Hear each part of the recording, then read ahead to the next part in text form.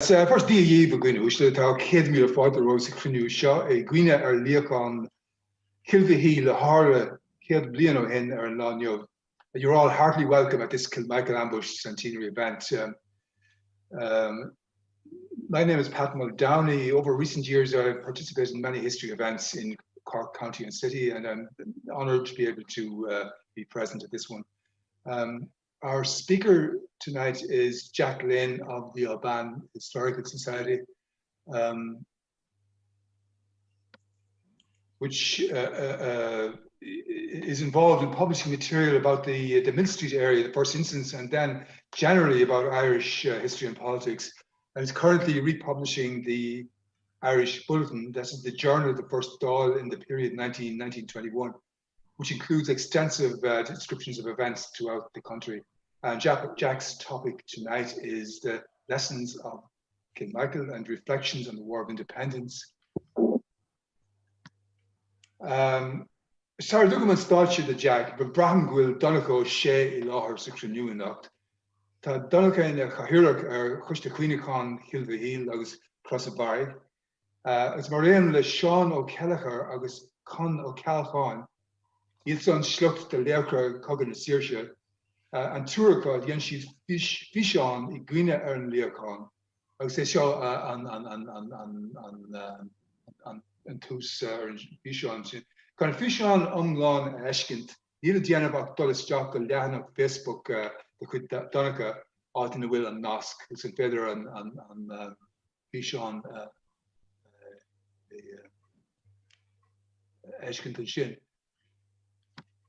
Okay, Martin kind of crinú seo a heola. Irim ar Gonica, cúpla focail a rádoing Donica. Mágad Peter as an molla. Bháil am bhíchas a gáil leis an cumann stara Alban as an dhé seo agrú ar san comóra céad bliain ar lícán Kilmhail. Cara Pet Vixa Kahir agus Jack Evegig Torton Kind and Ucht. I thank the Alban Historical Society for organising this occasion online, and especially Pat in the chair and Jack who will be giving the talk to mark the centenary of the famous Kilmichael ambush. The Alban Society has done Trojan work over the years in presenting us with the real history of our country's struggle for independence and defending the good name of our patriots.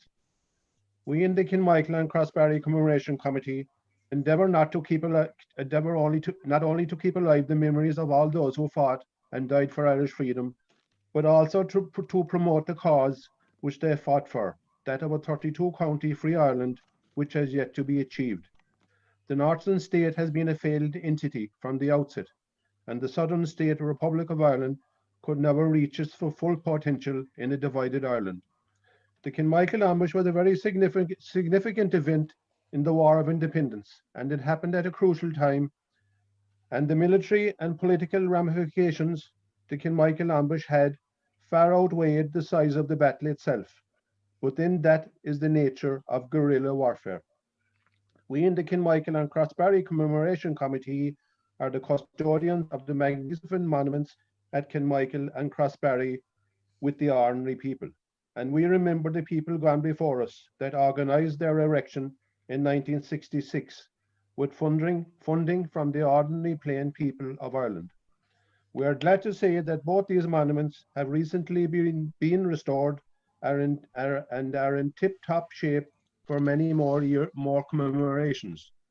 Kilmichael still resonates with the Irish people and freedom-loving people everywhere. Gurv Mila Mahagiv. Donica as an Rotas feel Creole Shin. And now I invite Jack Lane to speak to us about the lessons of Kilmichael and reflections on the War of Independence. Jack. Well, thanks very much, Pat and Donica. Obviously, thanks, Pat. Well, it's a pleasure indeed to be contributing to the centenary commemorations of Kilmichael. I think by now, anybody who's taken an interest in the other events associated with the commemoration will realise the real importance of Kilmichael, a complete military success over the cream of the Crown forces, the auxiliaries, and more important than that, the psychological victory of Kilmichael. The first time that the auxiliaries were completely defeated, and was then an amazing morale boost to the volunteers and to people generally. What I would like to reflect on is what I might call the second ambush of Kilmichael, the effort in recent decades by our revisionist friends to give us an alternative narrative on Kilmichael. And the aim of this was to discredit Kilmichael and everything associated with it, particularly Tom Barry as a serial killer, and that the war that it was part of was a sectarian war. Now, a few people, I feel obliged to mention them, even though I hate mentioning names because there were so many involved. But a few people took took the lead in correcting this narrative, led off by Maida Ryan, Brian Murphy, then Niall Meehan, John Regan, Padraig O'Rourke, Manus O'Riordan, Barry Keane, and others. But they countered the narrative that was being presented. The new narrative was to give us a bad conscience, not only about Kilmichael, but about the War of Independence itself. And what I think we should remind ourselves of is some of the methods used to do this, because these have a continuing influence, and we're not finished with the commemorations of the War of Independence, and we need to, these, if you like, techniques may be used again. One was the use of a lot of weasel words, such as, well, all this was a shared experience, shared historical experience. Now, it's very hard to get your head around the fact that a war can be a shared experience. And somebody made a point that it's a bit like if one of us was assaulted on the way home tonight, and our assailant turned up in court on Monday morning and said, "Oh well, Your Honour, it was all a shared experience, really." You know, he'd get short shrift. If a rapist tried to defend his raping by saying, "Oh well, it was a shared sexual experience," you know, it would be laughed out of court, metaphorically and literally. And the same should be said about this idea of a shared history. It's not a way of explaining history or an experience or a war. It's a way of explaining it away. Another great weasel word that was thrown around was, "Oh, we should be concentrating on reconciliation." Well, obviously, nobody's against reconciliation. Nobody wants to restart the conflict or anything like that. But reconciliation of what with what? And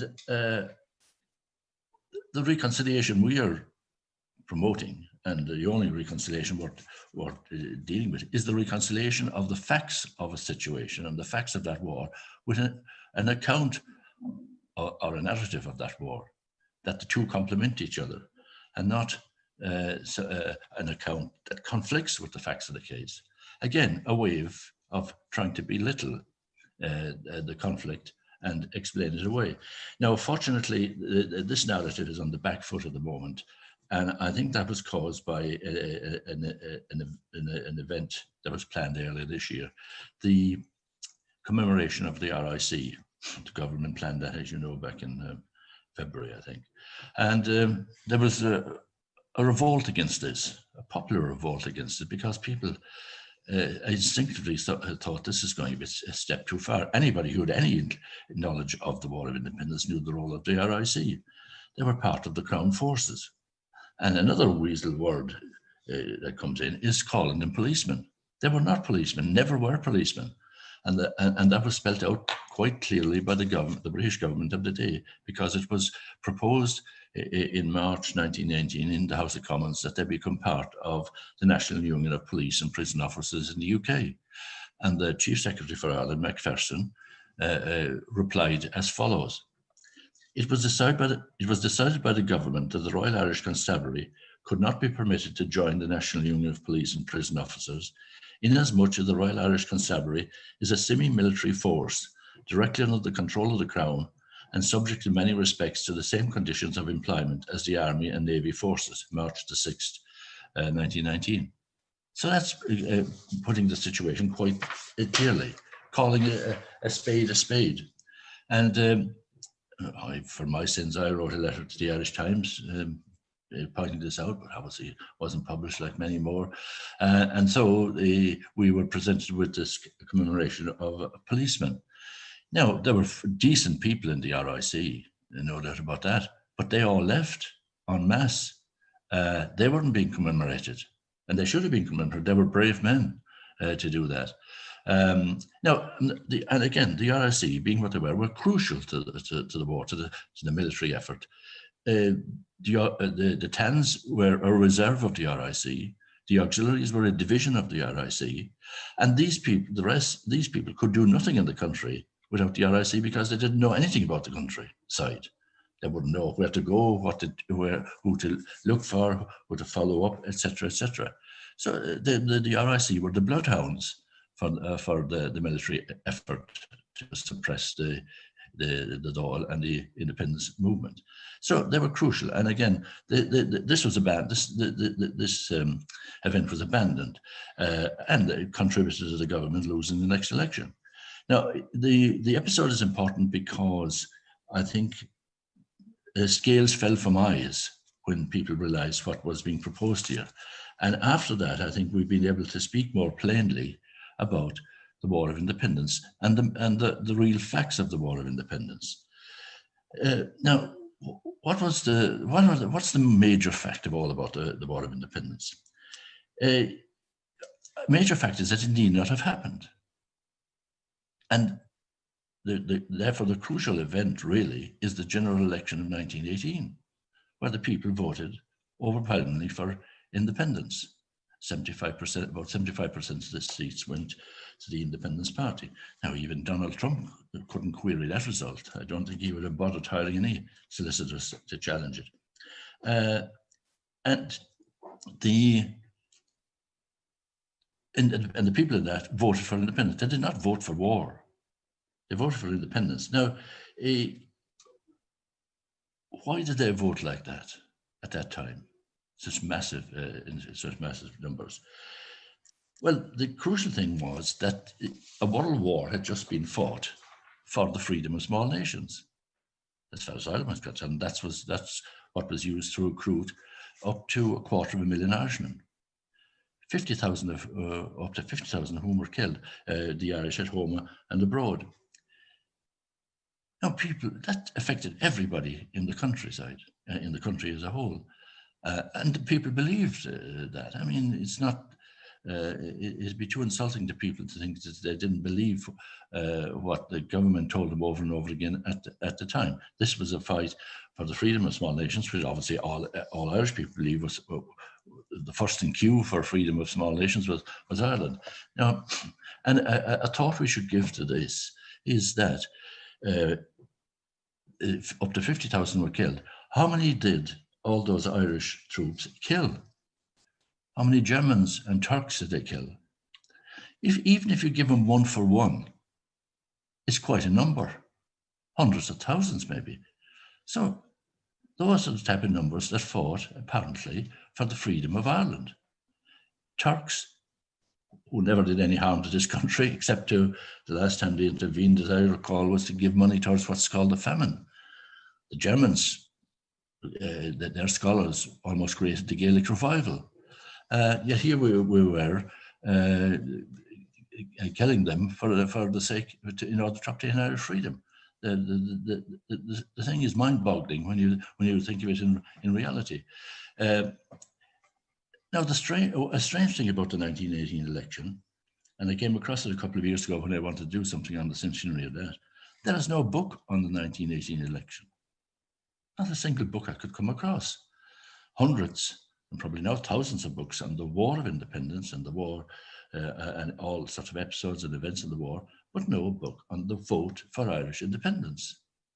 And this was confirmed a couple of years ago. UCC produced a massive book, literally a massive book, weighing in over 11 pounds, over 5 kilos, nearly 1,000 pages, introduced by President Higgins, rave reviews, prizes galore, contributions by over 100 of our historians, and it had over 160 chapter headings on various subjects.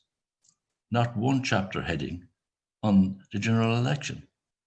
References, of course, passing references as usual, as you'll always find. A couple of pages are there, about sort of 1,000 pages.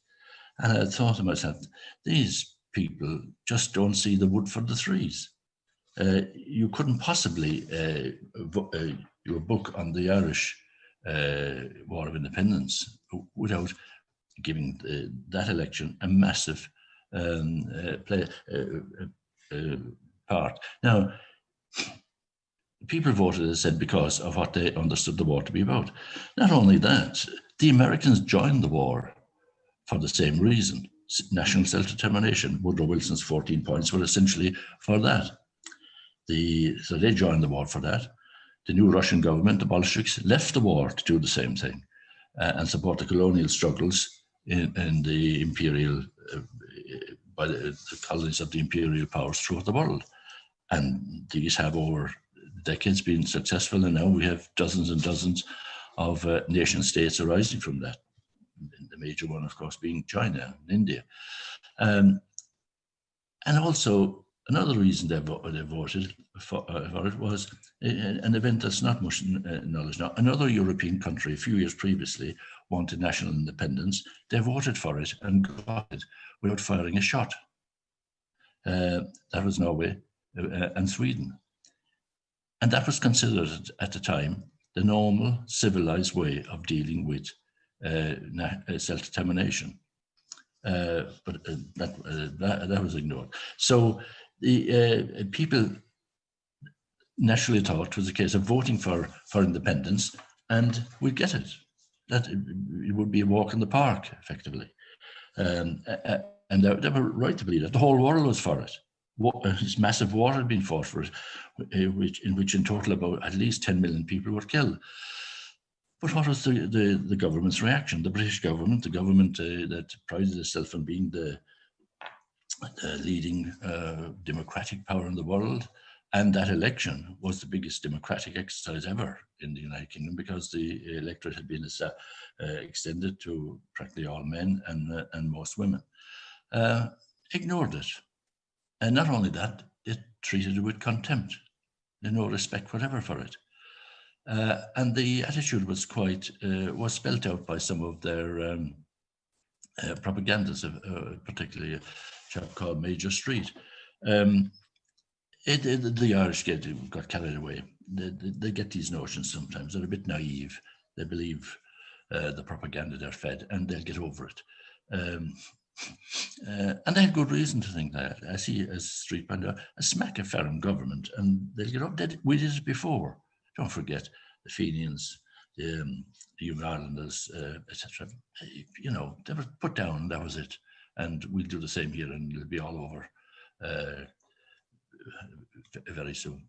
And so, when the Irish showed signs of actually supporting the government that was set up, as they were elected to do, the British government prescribed it all, and hunted down the members. But then the unexpected happened, and I think it was unexpected, not only by the British, but I think by the Irish ourselves. The Irish took the result of that election seriously, and they said, no, we want the government we voted for, and we'll defend it. And very soon, citizen soldiers emerged all over the country, in the most unlikely places, and the result of 1918 was confirmed in subsequent elections. 2 local government elections, an urban and rural in 1920, gave overwhelming support to Sinn Féin, and that enabled them to take over local government from the British government. And this was getting down to the real nitty-gritty of people's lives.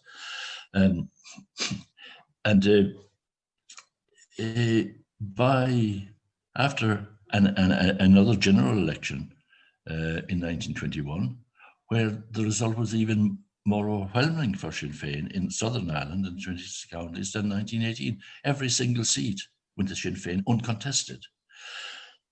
So the military defence of the Dáil, plus these continuing elections in favour of the Dáil and in favour of independence, convinced the British government that they would have to have a truce, which they agreed to in July 21.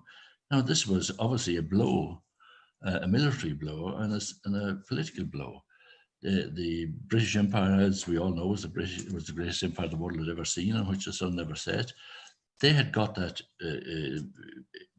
empire, they created that empire largely by very successful wars.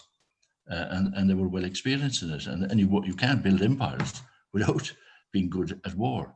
So having to concede a war to a newly formed group of people, as they thought, who they had very recently described as a mother gang, was quite a humiliation in effect. But in all their wars, the British had learned one thing: wars do not stop when the shooting stops. If the purpose isn't gained by that, and the purpose here wasn't gained, the purpose was to maintain, not to lose Ireland, as I would put it. So other techniques had to be found. Politics became the continuation of the war by other means, negotiation, etc. And they realized that the success of the War of Independence was the unity of the country and of the people and the people leading it. And it's not rocket science to know what to do if that's the key to success. Just try and destroy the unity and disrupt the unity. And that's what they set about doing. And they had a perfect man in charge to attempt that, Lloyd George, the Welsh wizard. And he was a wizard, no doubt about it. He was fit for anything. War, obviously, threats of war, promises, lies, cajolery, flattery, trickery, bluff. Lloyd George had all the talents, all these talents, and he could play them like a musical instrument. He was an artist at it, and this is what the British the Irish were faced with. There was a fellow Welshman, I believe, created a ditty about him, which I think gives the sort of the flavour of his personality. It went something like this: when it's speculated that when Lloyd George died and passed away, where he'd go, and it was downstairs. It went, Lloyd George, no doubt, when his life runs out, will ride in a flaming chariot. He'll sit in state on the right heart plate between Satan and Judas Iscariot. And on that day, the devil will say, my place of preeminence fails, so I'll move a bit higher away from the fire to make room for this fella from Wales. And that gives the flavour of what the Irish government was up against. And within 5 months, he had used all these talents to enforce an agreement called Articles of Agreement between Britain, Ireland and Britain. That was the official title. Now, and this was, he got this signed through sheer threats of more war. And the more war, immediate and terrible war, as he put it. And everybody knew what that meant at the time. It was to resort to the methods that were used in the Boer War and the South African War, which was blockhouses and concentration camps, which were invented for that purpose. Now, what was signed is called a treaty. And I think this is another weasel word. Treaty is not mentioned in this document. Nowhere in the text. Anyway. And what is a treaty? A treaty is a coming together of one of two or more states, independent states, coming together of their own free will to agree on something. There's no force involved. There's no threats involved. If it is, it's not a treaty. There's no oath of allegiance of one side to the other. And it has to be an agreement of equals. Now, Ireland was treated by the British here as a union, so they're not equal to the British Empire. The British Empire would not have treaties with its dominions. it's ridiculous. You can't have treaty with a less equal entity. So these were articles of agreement, and the word used to describe them in the text itself is their instrument. It's an instrument. And the instrument obviously was to further divide and frustrate the national effort in Ireland's side.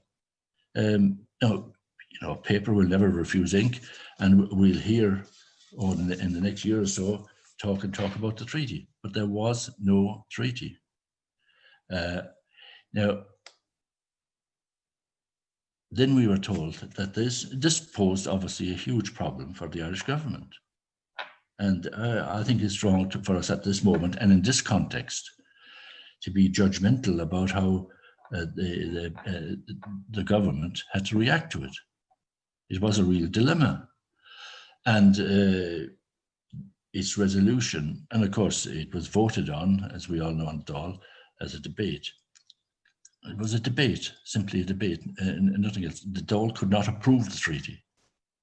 Because of this article, because they did not recognize the Dáil. And of course it was passed very, very narrowly by Liam Mellis gave the reason very succinctly. He said it depended on the fear of the people, not the will of the people. Now, it led to what is called a civil war. And this, I think, is another weasel word. A civil war is between groups of people in a country who have totally different views about the future of that state. That wasn't the case here. All were Republicans, all wanted a republic. So on that very fact alone, you couldn't have had a civil war. The civil wars we know about, everybody knows about, English Civil War, American Civil War, the Spanish Civil War. In England's case, it was a Puritan, Cromwellian government, parliament versus monarchy. Where in America, it was a federation of states, independent states versus a union. In Spain, it was a fascist monarchical system versus a republic. Two completely different ways of running the country. As I said, that wasn't the case here. It was a conflict of policies arising from this forced Articles of Agreement. And it was obviously it was very serious. I'm not belittling what it meant for people, and that it gave rise to a party political structure. But party political structures arise from real events and real problems, how to cope with them. But calling it a civil war also has a very important subliminal effect. The Irish, they resorted to civil war as soon as they were given an opportunity to do something together. And the Fighting Irish came out, and anyway, they were into faction fighting, weren't they? And it's a way of belittling the whole episode, and keep referring to it as a civil war is a total misnomer, totally wrong. It couldn't have been a civil war. Both sides, as I said, wanted a republic. They wanted a similar type of government. They fought together to get that for 3 years, 4 years, and they eventually agreed to a republic. All agreed to a republic. So there was no civil war. You can't describe it as such, and it's part of the attempt to discredit and give us a bad conscience about our history by going on about the civil war. There was a conflict, a very serious conflict, but then states do face serious conflicts. Now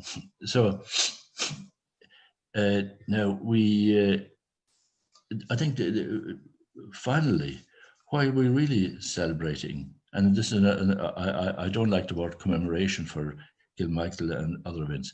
They should be called celebrations. We're celebrating a major event in the setting up of the state. Now the state was set up originally in January 1919. It has lasted 101 years. That's a success story. We're often given the impression that we have a failed state in our hands here. The first duty of a state is to survive. And in that 101 years, there are many states and empires that have come and gone. And they've happened very recently in the Middle East. International relations between states is dog eat dog, and to survive, that's the first duty of a state, and Ireland has succeeded in doing that. Now, in the course of doing that, it has not succumbed to totalitarianism of any sort. It has maintained a democratic system for that 101 years, despite all sorts of problems. And it avoided things like the worldwide depression and the destruction of the Second World War. Now, these are real achievements that have to be taken into account when we're trying to judge the War of Independence in the round. It gave, and I think it gave rise to this very successful state because of the overwhelming support from it at the beginning in 1918, which effectively has been maintained. Now, I said it has maintained a democratic system, and I would ask you, give you a little test, try and find out how many states have survived that length of time with an unbroken democratic system that didn't succumb to totalitarianism of any sort, was not invaded, broken up, or did not wage war in other peoples. Take that, and I think you will find them that you can count them on the fingers, maybe not of one hand, but certainly of two. Now, the state obviously was faced with all the usual problems that states are faced with. They were dealing with millions of human beings and human nature.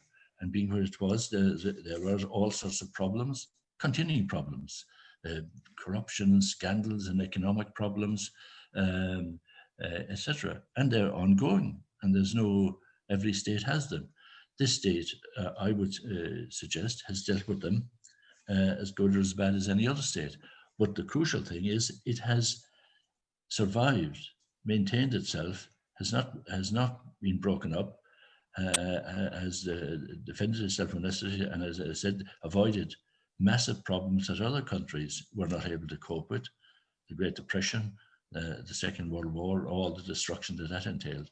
So I think that's the perspective that we should look on when commemorating, celebrating Kilmichael and other ambushes and events in our War of Independence. We should not